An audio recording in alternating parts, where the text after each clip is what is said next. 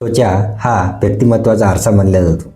बऱ्याच वेळा वाढत्या वयासोबत खानपानाचे बदललेले प्रकार, दिनचर्या आणि त्याचबरोबर कॉस्मेटिकमध्ये केल्या जाणाऱ्या काही चुका याचा परिणाम म्हणून मोठा परिणाम हा सौंदर्य आणि मध्ये दिसतो आणि ते सुधारण्यासाठी व्यक्तिमत्वांना नितळ निर्मळ त्वचा मिळवण्यासाठी म्हणून अनेक कॉस्मेटिक प्रयोग केले जातात.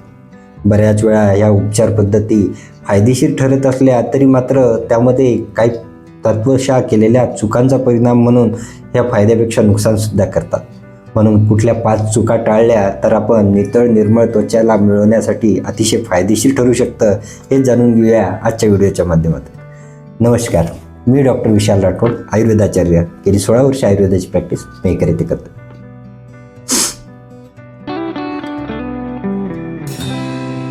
मोठ्या प्रमाणात केली जाते. साधारणतः सूर्यास्तानंतर त्वचा ही रोमछिद्र संकुचन व्हायला सुरुवात होतात आणि शरीराची कुठल्याही प्रकारे होणारी झीज ही थांबवायची असते. त्यामुळे शरीरावरती त्वचेवरती केले जाणारे आवरण हे त्वचेच्या श्वसन क्रियेला सुद्धा बाधा करत असतात. त्यामुळे रात्रीला आपण त्वचेद्वारा सुद्धा श्वास घेत असतो किंवा स्किनचे ब्रेकेज हे रात्रभरात भरून निघत असतात. त्यामुळे रात्रीला झोपताना कुठल्याही प्रकारे त्वचेवर केलेले आवरणं किंवा त्या ठिकाणी कुठल्याही केलेले फेस पॅक, लेप किंवा क्रीम्स लावणं हे मोठ्या प्रमाणात तिथे ॲब्सॉर्प्शन कमी होऊन त्याचबरोबर त्वचेच्या ठिकाणी असणाऱ्या श्वसन क्रियेला बाधा काढतात.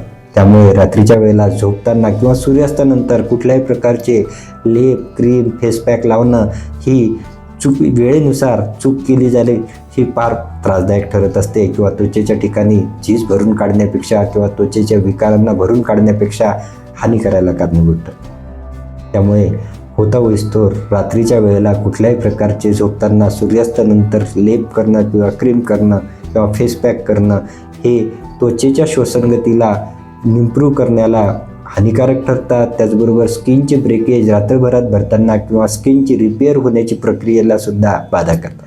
बऱ्याच वेळा काही स्त्रियांमध्ये कुठल्या तरी ॲड बघून किंवा स्त्रियांव्यतिरिक्त पुरुषांमध्ये सुद्धा ॲड्स किंवा कुठल्या तरी कोणाही एका व्यक्तीला त्याचा फायदा झाला म्हणून कुठल्याही आपल्या त्वचेचा प्रकार न जाणवता, प्रकृती न माहीत करून घेता त्याचा सर्रास वापर केला जातो आणि त्याची फायदे होण्याऐवजी त्या ठिकाणी स्किनला लागणाऱ्या ऑइली स्किनच्या व्यक्तींमध्ये तिथे लागणारी स्किन सेबॅसिसमधले टॉक्झिन्स हे रिमूव्ह न होता तिथेच जपून राहतात आणि त्या ठिकाणी मोठ्या प्रमाणात पिंपल्स येणं किंवा त्वचेचा रंग बिघडणं किंवा वांगासारखे प्रकारसुद्धा मोठ्या प्रमाणात दिसायला लागतात.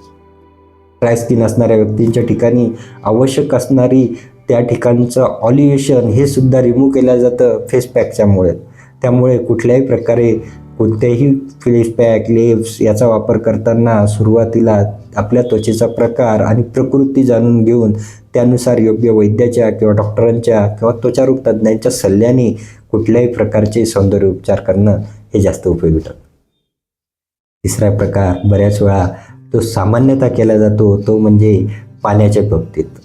पाणी हे शरीराचं हायड्रेशन मेंटेन करतं आणि हायड्रेशन मेंटेन केल्यामुळे पाण्याच्या प्रकारामुळे शरीराच्या ठिकाणचं लस्टर, स्किनला येणारा लस्टर किंवा स्किनची पोत ही मेंटेन केल्या जाते. अशा प्रकारचा एक सामान्य समज असतो आणि तो साहजिकच आहे, तो योग्यसुद्धा आहे. परंतु बऱ्याच वेळा या पाणी पिण्याच्या सवयी मोठ्या प्रमाणात त्वचेला तुकतुकी देण्यासाठी किंवा कांती देण्यासाठी उपाशीपोटीला मोठ्या प्रमाणात पाणी पिण्याची सवय बरेच लोक वापरतात आणि अत्यांबुपान म्हणजे अतिप्रमाणात पाणी पिण्यामुळे शरीरात वाढणाऱ्या सूज, शरीरात वाढणाऱ्या कोणत्याही प्रकारचे क्लेद वाढणं आणि त्याचाच परिणाम म्हणून मोठ्या प्रमाणात लाईफस्टाईल डिसीजसुद्धा दिसायला लागले.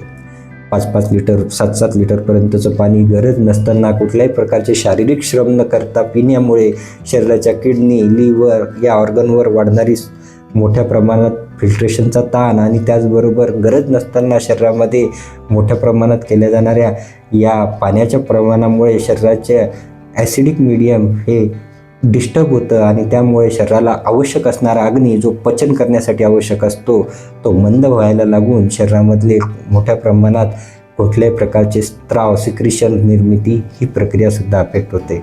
त्यामुळे अत्यांबुपान म्हणजे अति मोठ्या प्रमाणात पाणी पिण्याचा परिणाम म्हणून मोठ्या प्रमाणात शरीराच्या ठिकाणी इन्सुलिन डिपेंडंट डायबिटीससारखे प्रकार, ज्याला डायबिटीससुद्धा आपण किंवा मधुमेहासारखे, प्रमेहासारखे प्रकार हे दिसायला लागतात. रात्रीच्या वेळेला वारंवार युरिनला जावं लागणं किंवा रात्रीला मोठ्या प्रमाणात पाणी पिल्यामुळे वाढणारे शरीरातले कुठल्याही प्रकारचे सुजीचे प्रकार हे सुद्धा वाढतात. त्यामुळे त्वचेची कांती मिळवण्यासाठी म्हणून केल्या जाणारे पाण्याचं प्रमाण वाढवण्याचा प्रकार हा सुद्धा योग्य व्यक्तीने प्रकृतीनुसार, तुमच्या कामाच्या स्वरूपानुसार, तहानीच्या गरजेनुसार पाणी पिणं हे आवश्यक ठरतं. दुसरा अजून एक पाण्याच्या बाबतीत बाह्य स्वरूपात केला जातो तो परिणाम. मोठ्या प्रमाणात उन्हात बाहेरून पडल्यानंतर शरीराला कुठल्याही प्रकारची त्वचेची रोमछिद्र ही ओपन झालेली असतात. शरीरात असणारी सिक्रिशन्स किंवा सीबीएसएस ग्लँडमधले असणारे टॉक्सिन हे त्वचेच्या घामाच्या माध्यमातून बाहेर पडणार असतात. अशा वेळेस बाहेर थंड गरम वातावरणातून आल्याबरोबर कुठल्याही प्रकारच्या टेम्परेचरमधलं व्हेरिएशन न होऊ देता लगेच थंड पाण्याने आंघोळ करणं किंवा त्वचा ही घामटलेली असताना लगेच थंड पाण्याचा मारा करून तिथले रोमछिद्रांचं संकुचन करणं हे सुद्धा त्वचेच्या टेम्परेचरच्या व्हेरिएशनमुळे त्वचा करपल्यासारखे व्हायला लागते. अवभासिनी त्वचा म्हणजे त्वचेच्या सगळ्यात वरचा प्रकार हा भाजल्या जातो किंवा त्या ठिकाणी मोठ्या प्रमाणात त्वचेच्या वरच्या स्तरावरती कोलेजन ब्रेकेज व्हायला कारणीभूत ठरतो. आता हा प्रकारसुद्धा मोठ्या प्रमाणात कारणीभूत ठरत असतो तो त्वचेच्या खाली असणारा कोलेजन, जे आपल्या शरीरामधल्या रिंकल फॉर्मेशनची प्रक्रिया मेंटेन करतं आणि त्यामुळे वयानुसार वाढणारी दुखदुखी किंवा वाढत्या वयासोबत दुखदुखी कमी होणं किंवा तिथे रिंकल फॉर्मेशन होण्याची प्रक्रिया कोलेजन ब्रेकेजच्या परिणामामुळे होते. या ठिकाणी ती चौथी चूक केली जाते ते स्क्रब फॉर्मेशनमुळे.